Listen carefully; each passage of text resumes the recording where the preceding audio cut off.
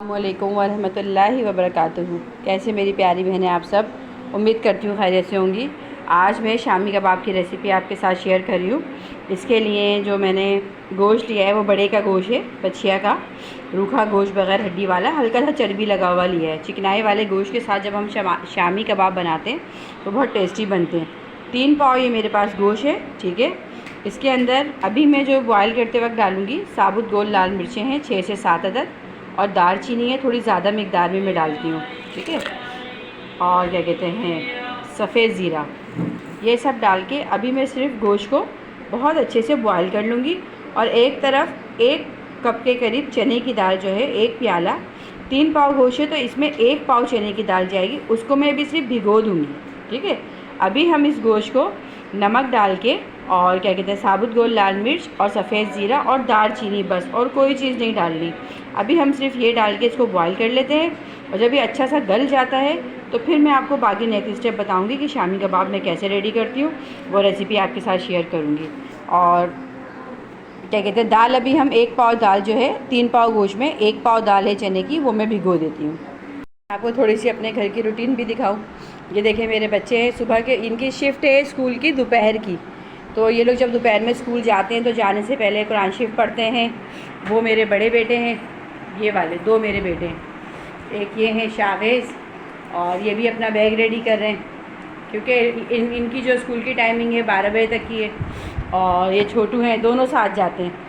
तो इस वक्त ये लोग कुरान शरीफ पढ़ के अपनी तस्बीहात करके फिर स्कूल के लिए रेडी होते हैं। आज मैंने सोचा कि आज मैं आपके साथ अपने बच्चों को भी साथ साथ अपनी इस वीडियो में आपको अपने बच्चे भी दिखाऊं।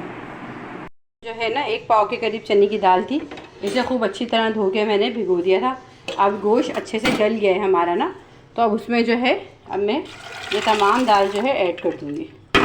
अब दाल डाल के हम उस वक्त तक पकाएंगे जब तक जो है ये खूब अच्छे से दाल और गोश्त जो है बिल्कुल रेशा ना हो जाए।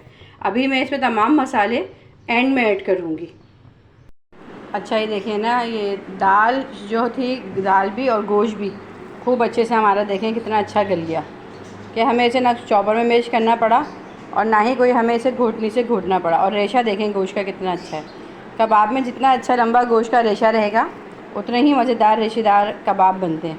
और कबाब का गोश्त आप जब भी बनाएं शामी कबाब का, तो अगर आप जैसे आधा किलो लेती हैं तो बस 4 बोटी करवा लें, बड़ी बड़ी। जितना बड़ा रेशा होगा ना उतने अच्छे आपके कबाब बनेंगे। गोश्त गलने में टाइम ज़रूर लेगा लेकिन कबाब बहुत जायकेदार बनेंगे। ये देखें। अच्छा, इसमें मैंने साबुत गोल लाल मिर्चें, दालचीनी, नमक और लहसुन अदरक का पेस्ट और क्या कहते हैं सब डाल के अच्छी तरह इसको बॉईल कर लिया था। फिर चने की दाल डाल के गला लिया। अब इस स्टेज में मैंने, अब जब ये तैयार हो गया पूरा अच्छे से, देखें ये इसको जो है हमें पीसने की ज़रूरत ही नहीं है। दाल का भी कोई दाना देखें साबुत जो आएगा वो हम ऐसे मसलेंगे तो ये पूरा रेडी हो जाएगा। इस स्टेज पे अब मैं इसके अंदर हरी मिर्चें 2 अदद ऐड की हैं और हरा धनिया डालूँगी। हरा धनिया शामी कबाब में थोड़ा ज़्यादा अच्छा लगता है, ठीक है। और थोड़ा सा मैं इसके अंदर जो है क्या कहते हैं, अदरक पाउडर, क्योंकि दाल होती है तो दाल के अंदर जो है ना ये चीज़ें थोड़ा मैटर करती हैं। अदरक पाउडर ऐड करूँगी। अदरक पाउडर थोड़ा ज़्यादा मैं डालूँगी। और अब मैं इसमें डालूँगी तकरीबन आधी चमची के करीब पिसा हुआ गरम मसाला, क्योंकि आपने देखा मैंने अंदर कोई गरम मसाला ऐड नहीं किया है, तो इस टाइम पे मैं इसमें गरम मसाला थोड़ा ज़्यादा ऐड करूँगी।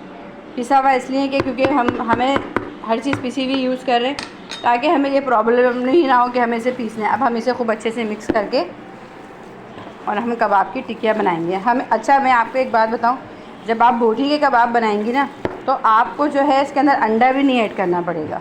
फ्राई करते वक्त आप ऐड कर लें ताकि उसकी एक अच्छे से मतलब वो लुक आ जाए। और अगर ना भी करें तो कोई ऐसा इशू नहीं, डायरेक्ट भी अगर आप इसको फ्राई करेंगी ये चिपकेंगे नहीं, ये टूटेंगे नहीं।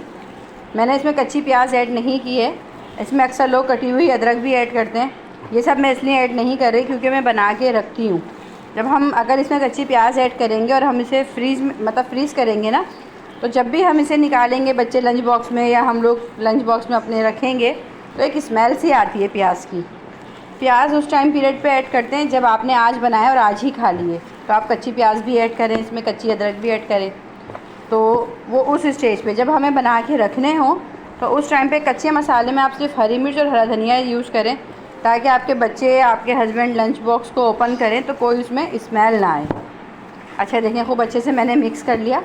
अब हम इसकी टिक्कियाँ बना लेते हैं। मैं आपको टिक्कियाँ बना के दिखाती हूँ।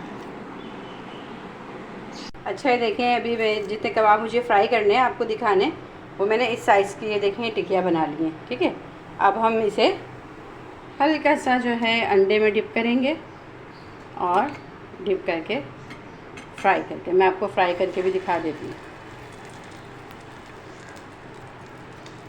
आप चाहें तो इसे बिल्कुल बग़ैर अंडे के भी आप फ्राई कर सकती हैं, कोई इसमें से ये निकलेगा नहीं। जैसे एक डर होता है ना हमें कि ये टूटेगा, ऐसा कोई इशू नहीं आएगा, ना बिखरेगा।